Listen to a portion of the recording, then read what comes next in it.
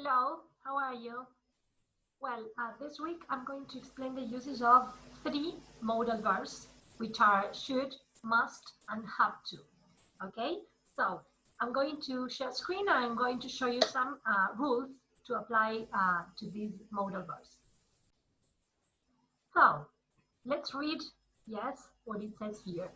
We use have to, must, should, plus infinitive, yes, plus infinitive. That is to say that the verb doesn't change. No cambiamos el verbo, chicos, solamente lo ponemos como está. To talk about obligation, things that are necessary to do, or to give advice about things that are a good idea to do. Advice, consejo. Must and have to are both used for obligation and are often quite similar.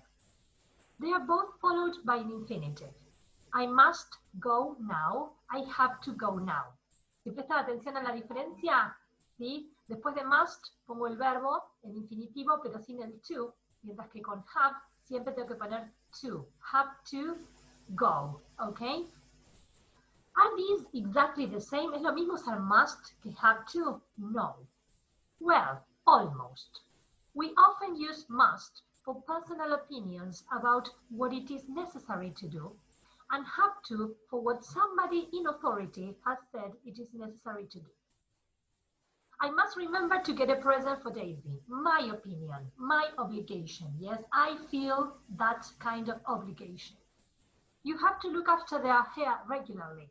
Yes, dog experts say so. So we have another person telling us what to do. You have to wear the tie for school, asking about school rules.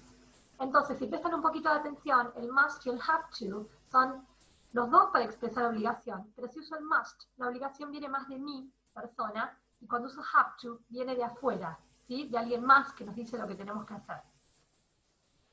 Which verb do people use more? Have to is more frequent in conversation. Must is used more in personal writing, for example, in reading notices. Passengers must fasten their seatbelts. Es más formal usar el must. Do they change in form for I, you, he, she, etc.? Have changes in the third person singular. He, she, or it has, but must doesn't. Yes, it has. It's a modal verb and modals don't change. ¿Qué quiere decir esto? Que el have lo tengo que cambiar de acuerdo a la persona que tengo. Si tengo he, she, or it, voy a usar has. Si tengo I, you, or they, yes, have. Mientras que el must no cambia nunca, yes, se mantiene siempre igual.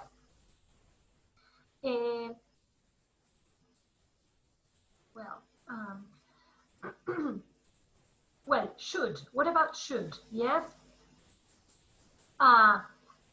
It says, sorry, just a second. Okay, here. I think I've heard people use should in other ways, like he should be here in a minute. That's not advice, is it? No, that's talking about what is likely or probable. We'll look at that use another way. We use modal verbs in different ways, okay? So, should is used for advice, yes, recommendations, yes, and things people, yes, are probable to do, are likely to do, yes. ¿Qué quiere decir esto? Que uso should para dar consejos o cosas que alguien debería hacer, ok, que son probables de que hagan, ok. Les voy a compartir esta página que les estoy mostrando, donde hay un pequeño videíto también, que les sugiero mirar. Les voy a copiar el link en el Classroom, ¿sí? Y esto les va a dar un poco la pauta de lo que tienen que hacer en la actividad de la semana. Espero que haya ayudado, es muy cortito, es muy fácil de entender, siempre es muy simple porque van todos seguidos de infinitivo, ¿sí? Me queda explicarles, let me find it, here. There is something important about must and have to. Yes, must and have to. The positive forms are very similar in meaning. Yes, but the negative forms are completely different. ¿Qué quiere decir esto? Que cuando uso must y have to de forma positiva, en oraciones afirmativas, los dos implican obligation. Yes, must is internal obligation and have to is external obligation. But in the negative form, they change. ¿Qué quiere decir esto? Que el significado en la forma negativa no es el mismo. You mustn't forget.